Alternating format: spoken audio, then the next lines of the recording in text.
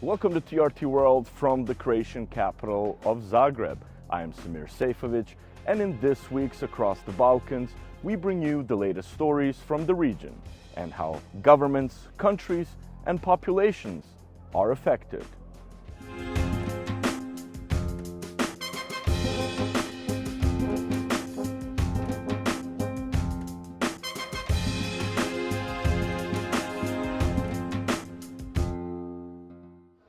It's been almost a year since the Novi Sad tragedy, where a railway station canopy collapse claimed 16 lives. In the months since, Serbia has seen a wave of protests. As the anniversary approaches, many are drawing parallels to the demonstrations 25 years ago that helped topple Slobodan Milošević.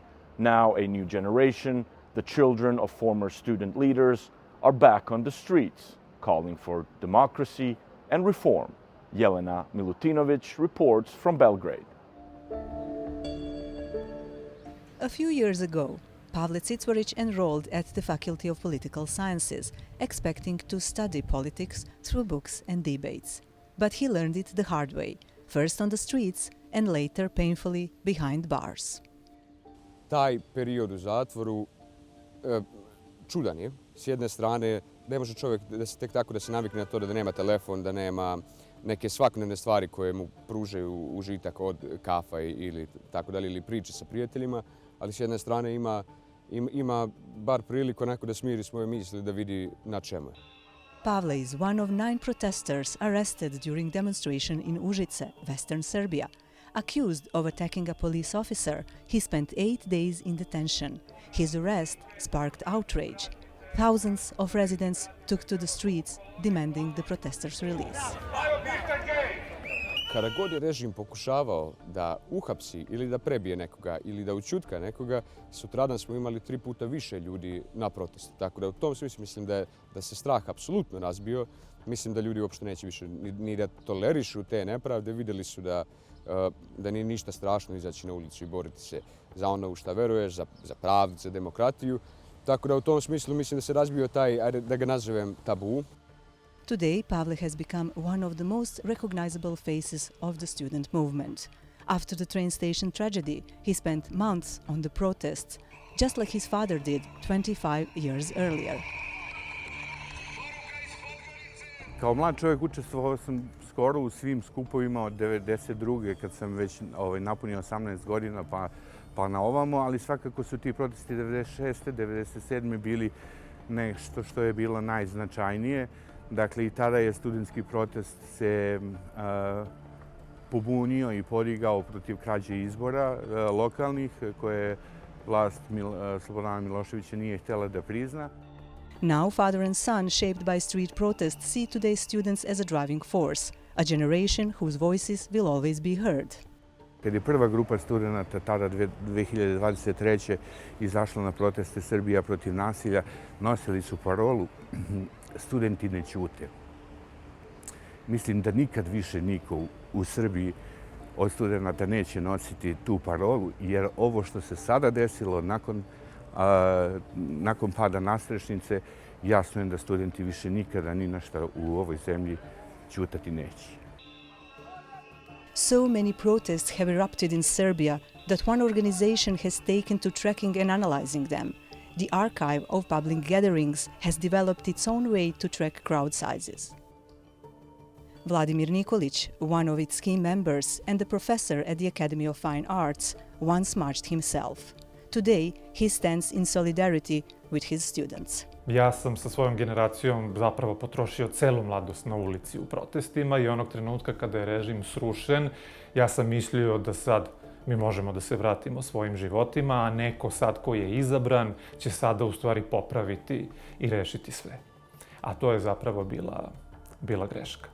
I to je ono što je po meni najveća vrednost ovih sad studentskih protesta, zato što oni u stvari izvlače pojedinca i to učešće čitave zajednice u odlučivanju i ako se išta ovde promeni, ja se nadam da će to jedno nasleđe ovakvih studentskih protesta biti to da mi ne prepustimo više izabranim ljudima i liderima da sami popravljaju stvar.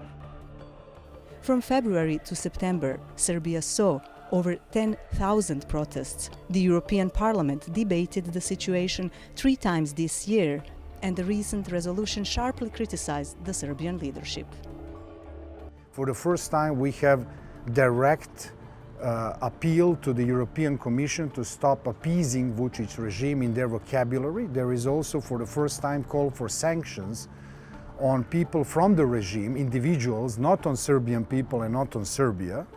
And it is really, really effective enumeration of misdeeds, criminality, wrongdoings, violence, arrest, arbitrary arrests, and everything bad things that Vučić regime is being doing against the students, but also other citizens that are right now in a protest for a year. And I have to say at the end that Serbia is some kind of a protest for 7 or 8 years. So what we have right now is a culmination. On the same day, the European Parliament adopted the resolution. A fire and shooting broke out at a camp in front of Parliament, where ruling party supporters have been staying for months. 1 person was injured. Authorities blamed the demonstrators, but they dismissed the accusation, saying the incident was staged by the government. President Aleksandar Vučić says Serbia is facing a serious hybrid war, but that peace and stability remain his priority. He accused the demonstrators of trying to use violence to bring down the government. Vučić also rejected their calls for early elections, saying the next vote will be held in 2026. Nikakve mogućnosti za bilo šta ozbiljno u državi da urade nemaju. Niti imaju podršku naroda za to, niti postoji mogućnost unutar sistema da izazovu kurzschluss kakav su mogli da izazovu pre 6 meseci. Tačka. As the anniversary of the Novi Sad train station tragedy approaches, students across Serbia are planning a quiet, dignified gathering to honor the 16 lives lost and to remind the country that the struggle for justice in Serbia is far from over. Jelena Milutinović, Across the Balkans, Serbia. We speak to Božo Kovačević, former Croatian ambassador to Russia, about the far-reaching consequences of Slobodan Milošević's policies, how his rule reshaped the political and ethnic landscape of the Balkans, and whether the echoes of his nationalism and authoritarianism still influence Serbia's politics today. Mr. Kovačević, thank you very much for talking to TRT World and the show Across the Balkans. When Slobodan Milošević fell in 2000, there was widespread hope for a democratic and peaceful Balkans.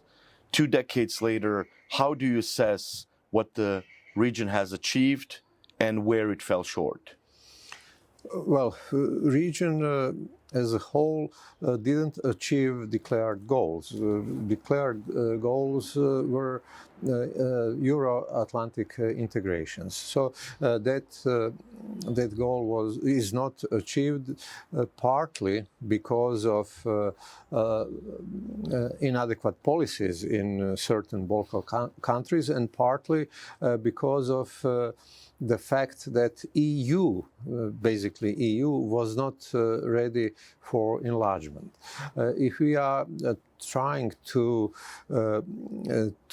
detect certain problems in Balkan region, I think that the main problem is Serbia. Why? Because not only Serbian political elites, but their citizens cannot face the fact that Kosovo is lost. We can argue from the standpoint of international law or from the standpoint of justice from Serbian angle, but it's political fact. Serbia lost Kosovo because of very bad and unacceptable policies created and implemented by Slobodan Milošević and his collaborators. And some of his collaborators who have defined political climate in the 90s are currently present in Serbian politics. I bear in mind, first of all, President Vučić. In the 90s, he was young, but he was very active. He was very close to Vojislav Šešelj. And in fact, he personally presents continuity of those extremely nationalistic Serbian policies. He was recognized from the European community as a leader who would be able to control damage, to control Serbian society, and who would be able to recognize Kosovo in one way or another.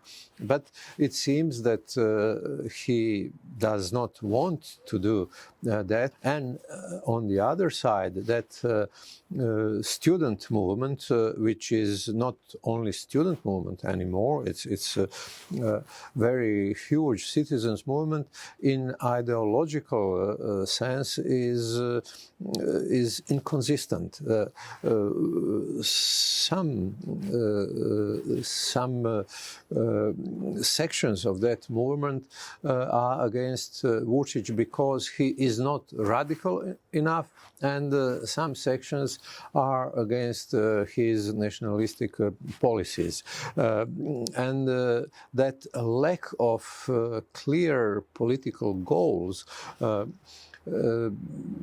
does not give us hope that really massive movement will produce entirely different policies in Serbia. What were some of Slobodan Milošević's policies and politics which had immense consequences upon the Balkans, including some of his so-called students who are now in power? Yeah. Is Serbia and the policies of Slobodan Milošević, are they still alive and in a sense holding the region still hostage 20 years since the fall of Slobodan Milošević? Well, I would say that those policies are taking Serbia and Serbian citizens as hostages. It's a concept of Great Serbia, which is presented under camouflage of Serbian world.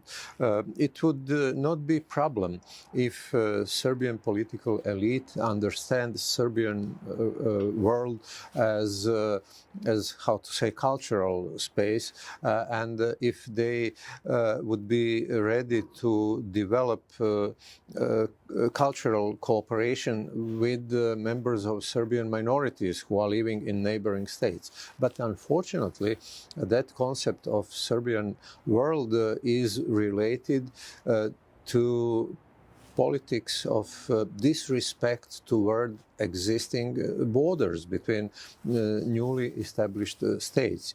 And that concept of Serbian world is borrowed or is direct copy of a Russian imperial concept of Russian world. And it seems that there is a certain support among the Serbian population for such policies. And if that concept of Serbian world is not transformed in a kind of cultural cooperation, which is welcome, and if it remains as political concept of disrespect toward existing state borders, it will produce further problems in the region. When we observe that there's a war in Europe with Ukraine and Russia, how has this war implicated the position of the Balkans, which still is haunted by the shadows of Slobodan Milošević's policies? Balkan is a battlefield on which Russia is trying to confront West. In 90s, thanks to readiness of Russian authorities to cooperate basically with the United States, it was possible to adopt the Dayton Agreement, and from perspective of Croatia is extremely important Erdut Agreement, which was part of Dayton Agreement, and the implementation of that Erdut Agreement resulted in peaceful integration of certain parts of Croatian territory. So it was possible in that time because Russia was weak and Russia was ready to cooperate with other permanent United Nations Security Council members. But currently, after 1999, Russia started to confront with the West, and Balkan is one of battlefields where that confrontation is taking place. When we take into consideration the 90s and the bloodshed in the 90s, do you have a feeling that the youth in each and every one of the countries in the Balkans has learned the lessons of our forefathers, so to say? There's still genocide denial, there's the glorification of convicted war criminals at The Hague.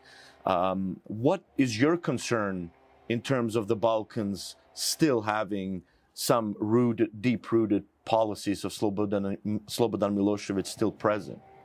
Yeah, I think that the central point is genocide denial, because current political elites in Serbia are successors of Serbian political elites from 90s, and those elites were responsible for that extremely expansionistic policies of Serbia and for genocide in Srebrenica.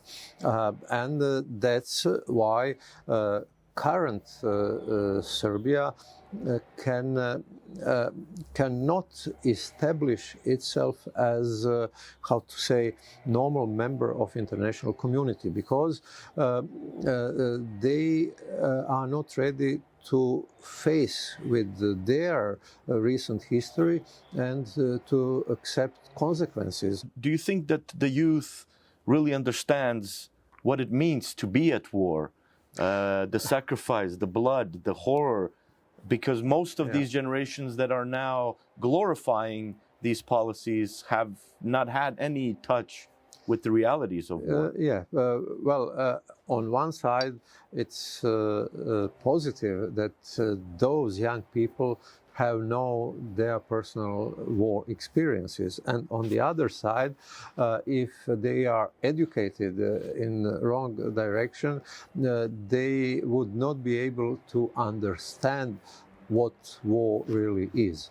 I think that it's responsibility of all political elites in all those countries to try to present all horrible things which have happened during the war. And the central point should be genocide.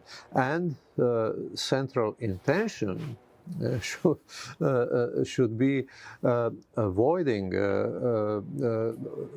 to repeat. And I think that it's responsibility of governments to try to articulate such education program which would teach people not to hate each other, which will help people to understand why it's not acceptable not to recognize internationally recognized border, and why it would be much more wise to establish cooperation with yesterday's enemies than to proceed to hate them. Mr. Kovačević, thank you very much for speaking to TRT World and the show Across the Balkans. You are welcome. For decades, Greece's economy suffered because of insufficiency and high levels of tax evasion. But the country is implementing new technologies to counter these issues, to bring about reforms and increased revenue. Adam Amunu reports.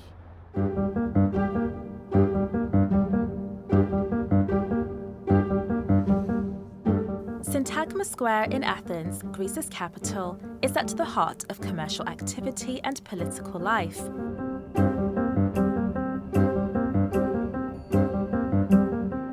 It's also one of several hotspots where Greece's digital economy is beginning to flourish. In In many neighbourhood stores, transactions are still conducted in cash.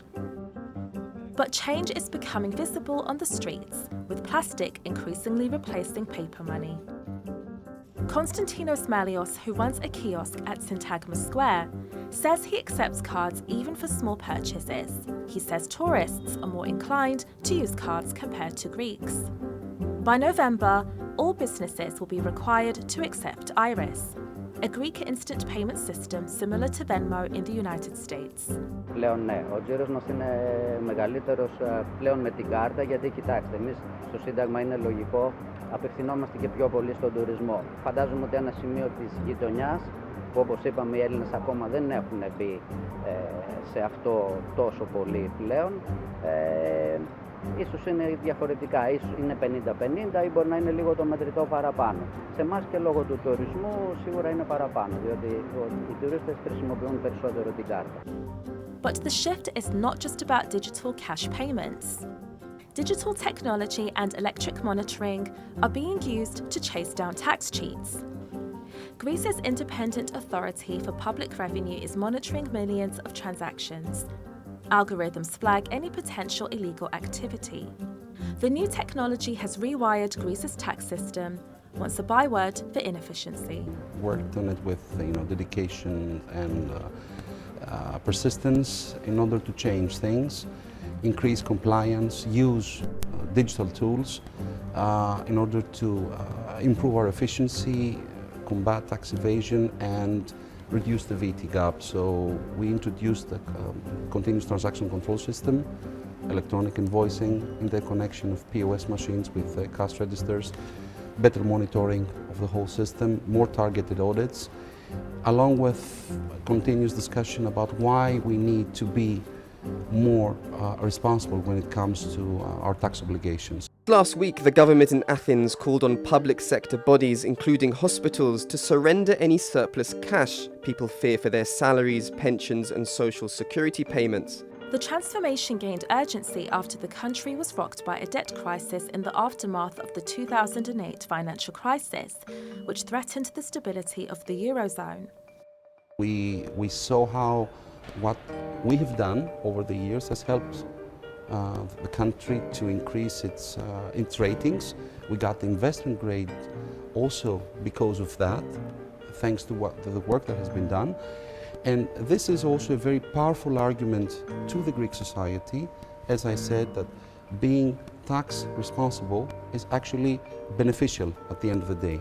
We earn more, we don't lose more, we earn more. This gives rooms for tax reform. The government has announced very recently a very, I would say, abundant tax reform.